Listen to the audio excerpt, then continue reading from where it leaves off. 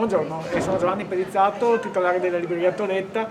L'iniziativa che oggi sta avendo un grande riscontro sui giornali e anche così diciamo a livello di WhatsApp e Facebook è quella relativa a Venezia è un pesce, il nuovo libro, non nuovo, cioè la ristampa e la nuova edizione del libro di Tiziano Scarpa, uscito 20 anni fa, molto arricchito nei contenuti, che abbiamo deciso io e Tiziano di andare a consegnare nelle case dei veneziani che ce ne stanno facendo richiesta. Ormai abbiamo quasi esaurito il numero delle consegne disponibili perché abbiamo fissato a 25, siamo già arrivati a 20, ma intanto c'è ancora qualche chance, e consegnarlo con l'iniziativa delle consegne a domicilio che la Toletta ha fatto durante il lockdown nella primavera e che adesso rivitalizza.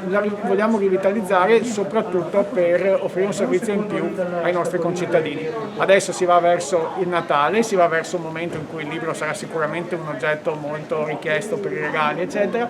La nostra è una città grande e quindi noi decidiamo, ovviamente il negozio sarà sempre aperto e faremo di tutto per garantire l'accesso con il giusto distanziamento, ma crediamo che sia anche il momento e che sia il caso di aiutare quanti magari non hanno l'occasione di venire fino a qui o desiderano rimanere a casa per fare le consegne, per portare i libri a casa, partendo da Venezia è un pesce di Tiziano Scarpa insieme con l'autore.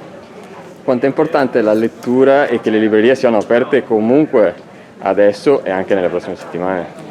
Allora, l'importanza della lettura è stata dichiarata in maniera esplicita dal governo nel momento in cui nel DPCM, l'ultimo, anche nelle zone rosse le librerie rimangono aperte. Questa è una cosa molto importante perché viene definito il libro come un genere di prima necessità. Inutile chiedere a un libraio quanto importante sia la lettura, secondo noi è una delle cose più importanti, anzi mi piace ricordare uno slogan che è stato usato qualche anno fa in una campagna: attenzione, leggere può dare indipendenza.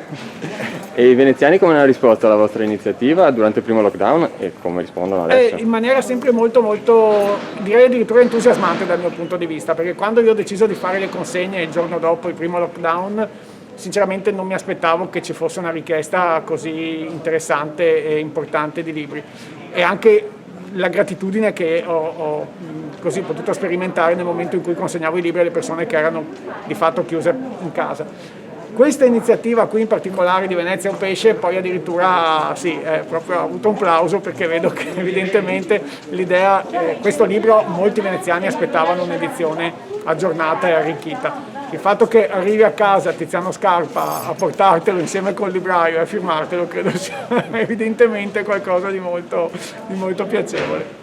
Grazie. Grazie a te.